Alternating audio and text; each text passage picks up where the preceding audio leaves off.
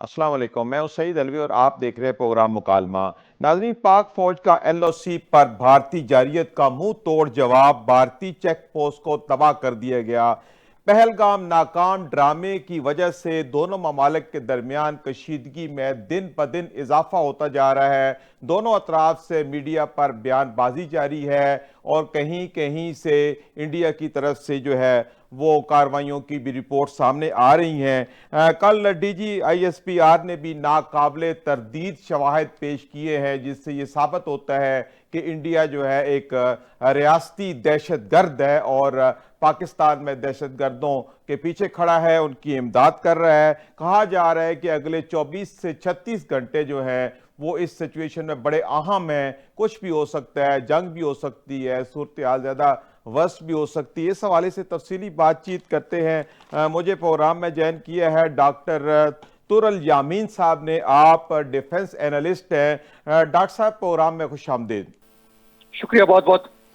अच्छा डॉक्टर साहब, जैसे मैंने अभी सूरत हाल का जिक्र किया, आप इससे ज्यादा आपको इल्म है इस हवाले से, तो आप ये बताएं कि भारत की तरफ से ये जो पहलगाम ड्रामा रचाया गया और बेजा जो महाज आराई हमारे एक दोनों ममालिक के दरमियान शुरू हो गई है, इसके पीछे भारत के असल मकासद क्या हो सकते हैं? मेरे ख्याल में भारत के असल मकासद बहुत से हैं। एक तो ये कि उनका ख्याल ये है कि जो कोई इजराइल गजा में कर रहा है वो पाकिस्तान के साथ कर सकते हैं, जो कि मेरे ख्याल में इंतहाई अहमकाना सोच है। गजा वाले बिल्कुल नाहते हैं, उनके पास जो कुछ मिसाइल थे वो भी वो फायर कर चुके हैं, उनके पास तो हथियार भी नहीं है, आम हथियार भी नहीं, बंदूकें भी नहीं है। मगर आप देख लें वो भी 1 साल से ज्यादा हो गया वो भी लड़ रहे हैं। और इसराइल जो कि सब दुनिया की सबसे ज्यादा इक्विप्ड आर्मी है, उसको भी ठीक ठाक नुकसान पहुंचा रहे हैं, उनके लोगों को मार भी रहे हैं, और जो 50-60 उन्होंने होस्टेज पकड़े उनको भी नहीं छोड़ रहे। तो अगर वो लोग, उनके साथ आप ये नहीं कर सकते, अगर वो बिल्कुल निहत्ती कौम जो है वो भी अपना दफा कर सकती है, तो पाकिस्तान तो बहरहाल बहुत उसके पास न्यूक्लियर हथियार नहीं, सबको पता है। तो एक तो मेरे ख्याल में इंडिया को ये खाम ख्याली है कि जी वो पाकिस्तान के साथ वो सलूक कर सकते हैं जो कि इसराइल जो है वो गजा के साथ कर रहा है। फिर उनका ये ख्याल ये है कि उनको अमेरिका की हिमायत है, जरूर होगी अमेरिका की हिमायत। अमेरिका तो हिमायत करता है हमेशा इनके ऐसे कामों की। मगर बात यह कि लड़ाई तो आपने करनी है ना, अमेरिका तो अपने मरीन्स को नहीं भेजेगा लड़ने के लिए। आपकी जो भी फौज है उसने लड़ना है, और उसमें क्या इतना हिम्मत है उनकी कि वो आके आप पे हमला करें? मेरे ख्याल में ऐसी बात नहीं है। इनको मुतअद्दिद दफा पहले इस किस्म के ड्रामे रचा चुके हैं, फौजें खड़ी कर चुके हैं, उसका कोई हासिल वसूल नहीं हुआ। और खास तौर पे जब से न्यूक्लियर डेटरेंस आया पाकिस्तान में, तो इसकी तो इक्वेशन ही बिल्कुल बदल गई है कि आप एक गोली चलाएंगे तो दूसरा हो सकता है मिसाइल चला दें। तो वो अब इनके पास वो ऑप्शन अवेलेबल ही नहीं है ना। ये एक कन्वेंशनल लेवल पे रवायती जंग लगी है, तो ये तो बहुत आगे निकल गई है। डॉक्टर साहब, अभी कोई सूरत आप ऐसी देखते हैं कि पाक भारत जंग की तरफ जा रहे हैं? देखिए, वो कोशिश तो ये कर रहे हैं, क्योंकि मोदी का जो बयान आया है कल, उसने ये कहा है कि मैं अपनी फौज को मुकम्मल खुला चेक देता हूँ, कार्ट ब्लांच खुला, बिल्कुल ब्लैंक चेक देता हूँ, जो मर्जी वो करना करें। मतलब वो कहना ये चाह रहा था कि अगर आप हमला करना चाहते हैं तो हमला कर दें। मगर उसका भी जवाब हमारी हुकूमत ने ये दिया कि हम तैयार हैं, और अगर आपने ऐसे किया तो हम उसका मुंह तोड़ जवाब देंगे। ये सेनेट में भी इससे बहस हो चुकी है, हमारे लीडरान भी कह चुके हैं,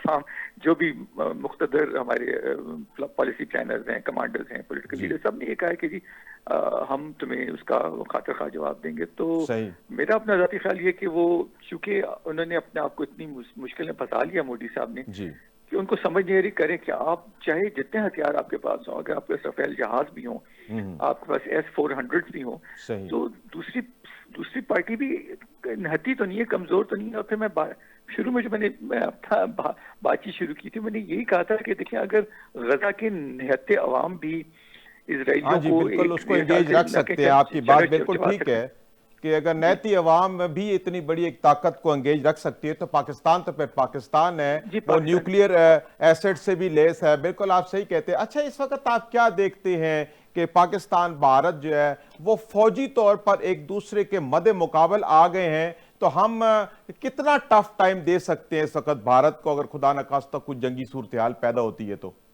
देखिए, हम उनका बिल्कुल सही मुकाबला कर सकते हैं, रवायती जंग में भी और गैर रवायती जंग में भी। सही। हमारी फौज जो है वो छोटी फौज नहीं है, बहुत वेल ट्रेन्ड फौज है। मैं खुद भी फौज में रह चुका हूँ, मुझे पता है कि हम तो हर वक्त तैयार होते हैं, और ये बॉर्डर पे थोड़ी बहुत कशीदगी हो जाना ये कोई नई बात नहीं है हमारे लिए।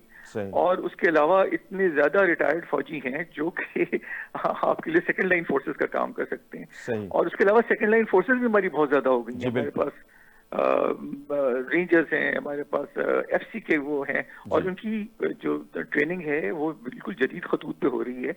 और सही। उनके पास भी हथियार जो हैं बिल्कुल जदीद हथियार हैं। वो जमाने खत्म हो गए जब सेकंड लाइन फोर्सेस जो थी उनको हम एंटी स्मगलिंग रोल में इस्तेमाल करते थे। अब वो भी एक्टिव जंग में इन्वॉल्व हैं, वो भी दहशतगर्दों के खिलाफ जंग लड़ रहे हैं। तो मेरे ख्याल में अगर खुदा न खास्ता जंग हो, मैं खुदा न खास्ता इसलिए कह रहा हूँ, इसलिए कि मैं डरता हूँ, इसलिए मैं इसलिए कह रहा हूँ कि जंग का फायदा किसी को भी नहीं होता। जी बिल्कुल, जंग 4 में जंगें दोनों बड़ी लड़ चुके हम, लेकिन उसके जी बाद फिर भी हमें कोई ताल्लुकात हमारे बेहतर नहीं हुए, कोई ऐसे मकासद नहीं हासिल हो सके। तो अब अगर खुदा न खास्ता 5वीं जंग भी लड़ते हैं तो मेरा ख्याल है कोई मकासद तो हासिल नहीं हो सकेंगे।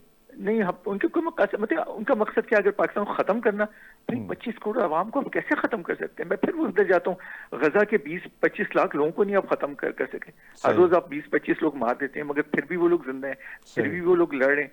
तो आप 25 करोड़ आवाम को, जो जिसमें आपकी 6 लाख 7 लाख 8 लाख बड़ी अच्छी वेल ट्रेन्ड फौज है, आप कैसे खत्म कर सकते हैं? तो अहमकाना बात है। सही। देखिए, रूस यूक्रेन को खत्म कर दिया, यूक्रेन को, यूक्रेन भी नहीं खत्म हुआ। जी बिल्कुल, कोई हालांकि भी नहीं। यूक्रेन की टेरिटोरियल इंटेग्रिटी तो अब जी खत्म नहीं होती, इस तरह की कोई सूरत हाल अभी नजर नहीं आ रही है। अच्छा हाँ, डॉक्टर साहब, आप क्या समझते हैं कि अगर पाक भारत जंग होती है तो ये किस नोयत की जंग होगी और किस तरह शुरू हो सकती है अगर कोई ऐसी सूरत हाल पैदा होती है तो?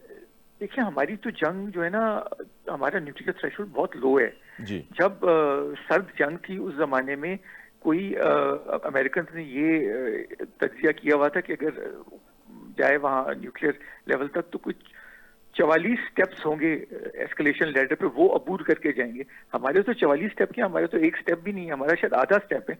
सही। पहली गोली अगर वो फायर करते हैं और हम समझते हैं कि भाई इससे तो हमारा नुकसान ही नुकसान है।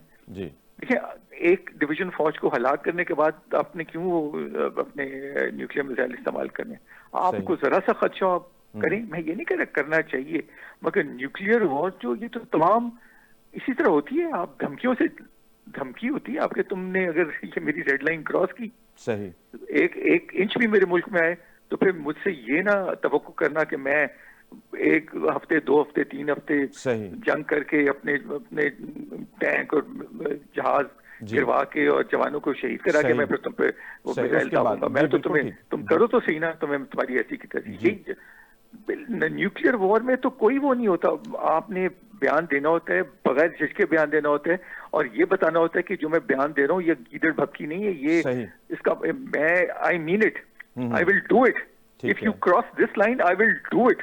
मैं सही। तुम्हारे दिल्ली पे साउथ ब्लॉक पे भी हमला जी करूंगा, बिल्कुल मैं ठीक। जी ठीक बॉम्बे है। में भी तुम हमला करूंगा, जी। मैं कैलकाटा पे भी हमला करूंगा। हमारे तो मिसाइल की रेंज में तमाम कवर्ड है। मैं ये नहीं कह रहा सही। होनी चाहिए, मगर ये चीजें हमारे पास हैं, और न्यूक्लियर वॉर में बयानबाजी ही होती है, आप सही। दूसरे आदमी को अच्छा खबरदार डॉक्टर करते हैं। साहब, और ये अच्छा डॉक्टर साहब, हाँ, दो न्यूक्लियर कौमों का जंग में आना यानी जंग शुरू करना कितना पॉसिबल होता है? क्या ये जो न्यूक्लियर कौमें होती हैं, दोनों चूंकि मुल्क न्यूक्लियर हथियारों से लैस हैं, तो कितने ज्यादा इम्कानात होते हैं न्यूक्लियर जंग के?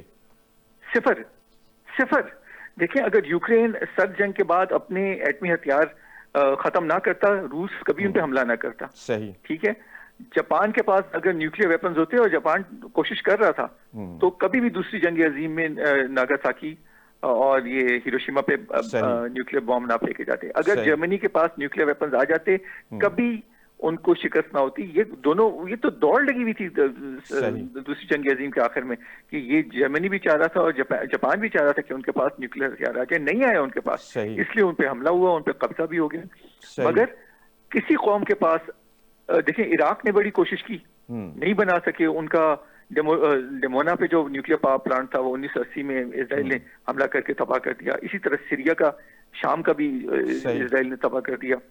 तो देखें, ये तो कोई नहीं चाहता। अभी अमेरिका क्यों नहीं चाहता कि ईरान के पास न्यूक्लियर सही। हथियार हैं? जी बिल्कुल। इसीलिए नहीं चाहता कि अगर उनके पास न्यूक्लियर हथियार आ गए तो वो फिर आपकी बात नहीं सुनेंगे, फिर आप उन पर सही। हमला नहीं कर सकेंगे। अगर सही। हुतियों के पास न्यूक्लियर वेपन्स आ गए, आप हुतियों पे नहीं हमला कर सकते। सही। देखिए, इसके तो बड़े सख्त मुजम्मरात होते हैं, दुनिया तबाह हो जाती है। जी दुनिया बिल्कुल। तबाह हो सकती, पूरी दुनिया तबाह हो सकती है अगर सही। एटमी जंग शुरू हो जाए, तो कोई मुल्क महफूज नहीं रहेगा। सही। अगर आपके ख्याल में इंडिया हम पे खुदा न खास्ता अगर न्यूक्लियर मिसाइल दागता है, तो उसकी रेडियो एक्टिविटी इंडिया में भी जाएगी। सही। इंडिया हाँ में जी बिल्कुल। देखिए, बिल्कुल। डाउनविंड इफेक्ट होता है ना, वो इंडिया में भी जाएगा। डॉक्टर हमारी तो साहब, हवाएं जी जी हवाएं ऐसी चलती हैं कि इंडिया में भी ताबकारी जी जाएगी। बिल्कुल बिल्कुल। अच्छा डॉक्टर साहब, कितना मार्जिन हो सकता है कि अगर एक तरफ से खुदा ना खास्ता न्यूक्लियर अटैक आता है तो दूसरे मुल्क के पास इतना वक्त होता है कि वो उसके ऊपर अटैक कर रहे पहले मुल्क के जो कि हमलावर हुआ है, या खुदा ना खास्ता इस लेवल पे होता है कि मुकम्मल तौर पर एक मुल्क तबाह हो सकता है?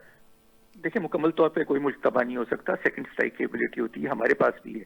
हमारी आबदोजें हैं जो कि न्यूक्लियर नहीं है मगर न्यूक्लियर मिसाइल कैरी करती हैं। इसी तरह हमारे पास हवाई जहाज हैं जो न्यूक्लियर मिसाइल से लेस खड़े हुए हैं, और वो तमाम हवाई जहाजों को और तमाम बहरी जहाजों को नहीं तबाह कर सकते एक वक्त में। सही। ये सेकंड स्ट्राइक की एबिलिटी है पाकिस्तान के पास, हमने डेवलप की हुई है। इसको इंडिया को भी पता है कि भाई अगर हमने किया और टिट फॉर टैट मिसाइल दागे जाने शुरू हुए तो इनके पास कोई चांस नहीं, फौरन जवाब आएगा और कड़ाके का जवाब है। ऐसा नहीं आएगा कि हम डर जाएंगे और रोना पीटना शुरू कर देंगे। इसी वजह से ये रुके हुए हैं, इसी वजह से रुके हुए हैं कि इनको पता है कि पाकिस्तान के पास सेकंड स्ट्राइक की एबिलिटी है। इनके पास आबदोजें भी हैं जो पानियों में छुपी हुई बैठी हैं, इनके पास हवाई जहाज भी हैं जो कि बहुत से हमारे ऐसे मतलब हमारे पास ऐसी इंस्टॉलेशंस है कि जो खुदा न खास्ता किसी एटमी जंग की सूरत में, एटमी हमले की सूरत में भी तबाह नहीं हो सकती, बल्कि दोबारा मुकाबला करने के लिए तैयार होंगी। बिल्कुल बिल्कुल। और हमारे जो न्यूक्लियर मिसाइल्स हैं ये अंडरग्राउंड साइलोज में महफूज हैं। देखिए, हम इस पे बहुत खर्चा करते हैं अपने न्यूक्लियर डेटन्स को महफूज रखने के लिए, अपने न्यूक्लियर मिसाइल्स को, अपने न्यूक्लियर बॉम्ब्स को। इनको हमने नीचे दफनाया हुआ है, जमीन दफनाया हुआ है। न्यूक्लियर हमारी जो हमारे न्यूक्लियर एसेट मुकम्मल महफूज हैं, बिल्कुल महफूज है जी। ये इसकी तो ड्रिल्स होती हैं, इसके तो एक्सरसाइजेज होती हैं, इसके अलर्ट्स होते हैं। ये तो ऐसे नहीं होता कि हम लोग बैठे रहते हैं जमाने अमन में। मुस्तकिल हम इसको अपनी मुकम्मल हिफाजत में रखते हैं, मुकम्मल हिफाजत करते हैं। और मुकम्मल ये हमारी ड्रिल्स होती हैं कि अगर जंग शुरू हुई तो फिर हम कैसे मेट करेंगे। देखिए, वॉरहेड और मिसाइल अलग अलग पड़े होते हैं, उनको मेट कर दिया जाता है। और ये पहले भी मेट हो चुके हैं, पहले भी जब हमारे इस तरह के हालात कशीदा हुए तो ये मेट किए गए थे। 2002 में भी मेट कर दिए गए थे और इंडिया को बता दिया गया था भाई हमारे मिसाइल तैयार हैं। सही। तुमने जरा सा भी हरकत की। डॉक्टर साहब, आपके कहने का मकसद ये कि हमारा जो न्यूक्लियर कमांड एंड कंट्रोल है वो मुकम्मल इंटैक्ट है और किसी वक्त भी रिस्पॉन्ड करने को तैयार है। जी। और हमारा nuclear command and control authority जो इंडिया से ज्यादा पुरानी है, ज्यादा मुनज़्ज़म है और ज्यादा तगड़ी है। और हमारा बिल्कुल जो हमारा वो है कम्युनिकेशन सिस्टम वो महफूज है। ऐसा नहीं है कि हम इनके इंतजार में बैठे रहेंगे। और उसके अलावा ये कि जब भी कोई ऐसी चीज होती है तो हमारे इंटेलिजेंस एसेट्स जो होते हैं वो भी मुहर्रिक हो जाते हैं और वो भी इस किस्म की चीजों को देखते हैं, मॉनिटर करते हैं कि भाई कहाँ इनकी हरकत करी, फौज कहाँ हरकत करी और फौज के अज़ाइम क्या है। ये तो आजकल की दौर में तो सर्विलेंस देखिए, आप बैठ के उस सैटेलाइट पे देख सकते हैं कि इनका जो हलवाड़ा का बेस है या उधमपुर का बेस है वहाँ कितने जहाज खड़े हैं। अब तो चीजें ही खत्म हो, तो बच्चों को पता होता है कि कौन सी मूवमेंट हो रही है सोशल मीडिया पे। अच्छा डॉक्टर साहब एक क्वेश्चन है कि हमारी जो न्यूक्लियर कैपेबिलिटी है, इसकी जो सलाहियत है वो मुकम्मल पूरे इंडिया के जितने इलाके हैं उनके लिए काफी है और इसको इंस्टॉल किया गया हुआ है? जी, हम तो अपना फुल स्पेक्ट्रम डेटर्रेंस कहते हैं और तमाम इनका वो जो है ना अंडमान आइलैंड्स उनको भी कवर करता है। बिल्कुल इंडिया का पूरा इंडिया कवर करते हैं जी। और हमारे पास मुख्तलिफ रेंज के मिसाइल हैं और हमें पता है कि किसको कहाँ करना है।